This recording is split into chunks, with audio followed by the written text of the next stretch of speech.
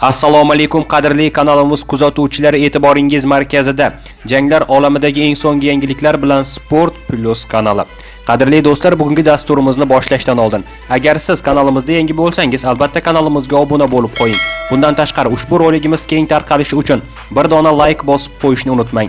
Agarda siz like bosib qo'ygan bo'lsangiz, men bugungi yangiliklarni boshladim. UFC'da yengil vazn toifasi ayni damdagi chempioni Charles Oliveira va yengil vazn toifasi kamariga birinchi raqamli da'vogar Dustin Poirier o'rtasidagi jang shu yilning 11 dekabr kuni UFC 269 turnir doirasida o'tkazilishi mumkinligi haqida oldingi dasturlarimizda xabar bergan edim.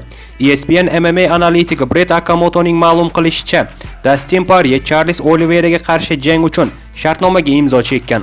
Bu haqida Dustin Poirier o'zining Twitter sahifasida xabar bergan.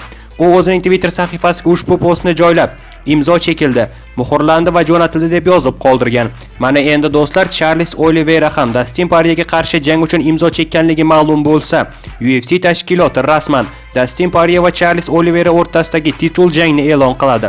Qisqa qilib aytganda, shu yil oxirida barchamizni ajoyib Dustin Poirier va Charles Oliveira o'rtasidagi titul jang kutib turibdi.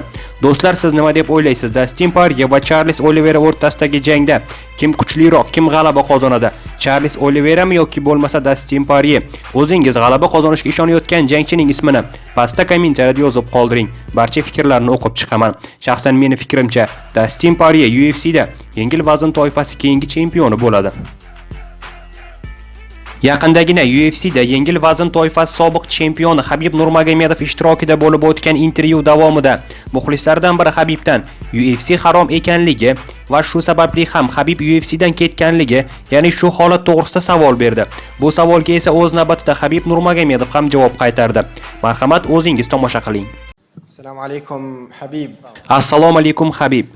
Birinchi navbatda Alloh subhanahu va taolo seni panohida asrashini, seni va barchamizni jannati bilan siylashini so'rayman. Amin. Mening ismim Umar. Men sobiq imomman. Men yosh avlodga yaqin ishda ishlayman. Seni bizning yoshlar markazimizga taklif qilgan bo'lardim. Sen ko'plab yoshlarni ilhomlantira olasan. Mening savolim shaxsiy. Men UFC'ga ergashmayman. Hayotim davomida ham biror marta ham ushbu UFC janglarini ko'rgan emasman. Ammo senga inson sifatida ergashganman. Senga inson sifatida va sen qabul qiladigan qarorlarga hurmatim bo'lsin. Mening fikrimcha, sen UFC'ni tark etishingning sababi ehtimol aniq emas. UFC'ga harom aralashganidir.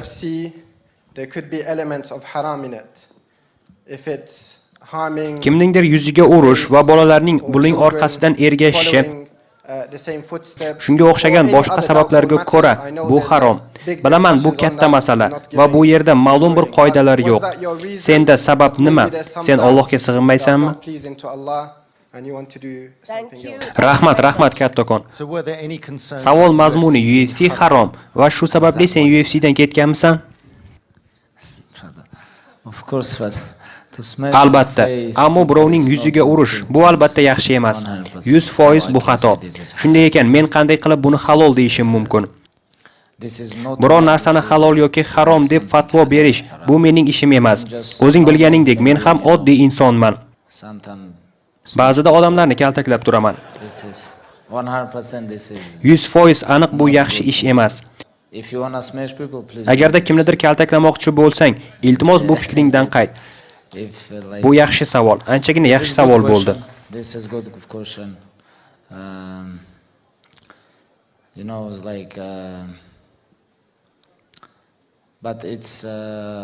Kimningdir yuziga uradigan insonlarning ishini ma'qullamayman. Shu sababli janglarimda raqiblarimni bo'g'ish uslubida yoki bo'lmasa kurash bilan mag'lub qilishga harakat qilaman. Ba'zida qo'limdan kelsa ham raqiblarimga ozor yetkazmayman. Hattoki men ularni uradigan vaziyatimda ham ular bilan gaplashaman. Ularga, "Hey, iltimos, sen shu yerda to'xtashing kerak. Men senga zarar yetkazishni istamayman" deyman. Bu holat UFC'da 2 bor sodir bo'lgan. Raqiblarimni ushlab olgan paytimda ularning qo'lini sindirishim yoki shunga o'xshagan ish qilishim mumkin edi. O'shanda aytganman, "Sen taslim bo'lishing kerak. Men senga zarar yetkazishni istamayman" deb. Bu sport. Albatta sen kuchli bo'lsang yoki senda o'sha sport bilan bog'liq bilim bo'lsa, sen insonlarga zarar yetkazishing mumkin. On your sport you can hurt people and but this is sport. Bu sport. Sen o'zingga o'xshagan yuqori darajali atletlar bilan kurashishing kerak. Ular sendan jang qilishingni so'rashadi. Sen ulardan jang qilishlarini so'raysan. Sen treyning kemplar o'taysan va jang uchun qafasga kirasan. Jang qilasan. Kimdir g'alaba qozonadi, kimdir esa mag'lubiyatga uchraydi. Ammo nima bo'lgan taqdirda ham, nima bo'lganida ham bu narsa dinni ko'rsatadigan narsa emas. 100% bu aniq. 100% this is not this way. Takbir. Thank you. Very good question. Do'stlar, Habib Nurmagomedovning gaplarini o'zingiz eshitdingiz. Nima deb o'ylaysiz? Birgina mana shu sport jangchisi bo'lganligi uchun ushbu jangchini harom ish qilyapti yoki bo'lmasa kofir deyish mumkinmi? Mana shu holat to'g'risidagi fikrlaringizni albatta pastda kommentariyada yozib qoldiring. Barcha fikrlarni o'qib chiqaman. UFC'da yengil vazn toifasi sobiq chempioni Habib Nurmagomedov, yengil vazndagi do'sti Islom Makhachev hamda Dan Hooker o'rtasidagi jang qanday yakunlanishi to'g'risidagi o'z fikrlarini aytib o'tdi. Habibning ta'kidlashicha, ushbu jangda 99% ehtimollik bilan Islom Makhachev g'alaba qozonar ekan. Habib Nurmagomedovning gaplari: Islom yirtqich, u yosh va g'alabaga juda chanqoq. Dan Hooker hali faoliyati davomida Islom singari jiddiy raqib bilan to'qnash kelmagan. U ko'pincha udarniklar bilan jang qilgan. Ammo Islomning parterdagi total ustunligiga Dan Hooker qanday dosh beradi bilmadim. Yagona chora omadli bir zarba. 99% ehtimollik bilan Islom Makhachev uni parchalab tashlaydi deb aytib o'tdi Habib Nurmagomedov. Eslatib o'taman do'stlar, Islom Makhachev va Dan Hooker o'rtasidagi jang shu yilning 30-oktyabr kuni bo'lib o'tadi. Do'stlar, siz nima deb o'ylaysiz? Islom Makhachev va Dan Hooker o'rtasidagi jangda Habib Nurmagomedov aytganidek Islom Makhachev Dan Hookerni mag'lubiyatga uchrata oladimi? Mana shu holat to'g'risidagi fikrlaringizni albatta pastda kommentariyada yozib qoldiring. Barcha fikrlarni o'qib chiqaman. Mana do'stlar, jangchini top loyihamizga ham yetib keldik.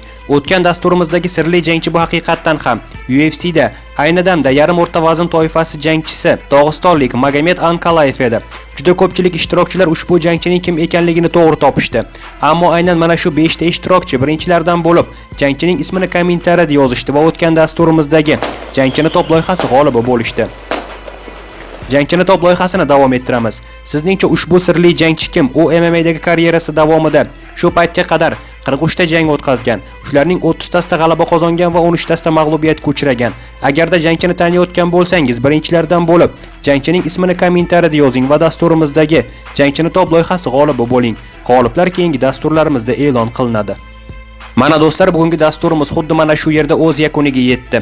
Videoni oxirigacha ko'rganlarning barchasiga kattakon rahmat. Video yoqqan bo'lsa like, yoqmagan bo'lsa dislike bosib qo'ying. Keyingi dasturlarimizda Sport Plus kanalida ko'rishguncha o'zingizni ehtiyot qiling, xayr, sog' salomat bo'ling. Sport Plusdan uzoqlashmang.